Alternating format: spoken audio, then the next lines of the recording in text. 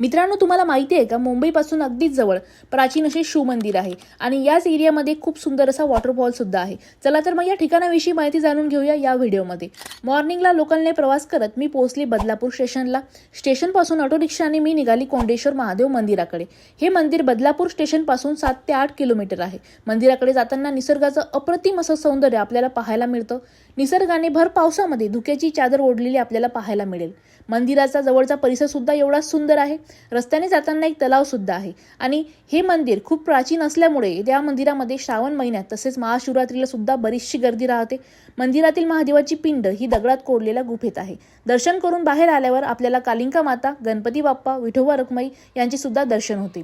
मंदिराच्या पाठीमागे सुद्धा एक वॉटरफॉल आहे आणि आजूबाजूला छोटी छोटी मंदिरे सुद्धा आहेत. येथे पावसाळ्यात जाण्यास सक्त मनाई असते, कारण की पाण्याची लेवल ही वाढलेली असते आणि त्यामुळे ही मंदिरे पाण्याखाली जातात. या मंदिराच्याच परिसरामध्ये एक गाव आहे आणि या गावाच्या दिशेने थोडं चालत आल्यानंतर आपल्याला एक गाड रस्ता दिसतो आणि या गाड रस्त्याने थोडं वरती चालत आल्यानंतर खूप सुंदर असा वॉटरफॉल पाहायला मिळतो आणि हा वॉटरफॉल म्हणजे धनगर वॉटरफॉल.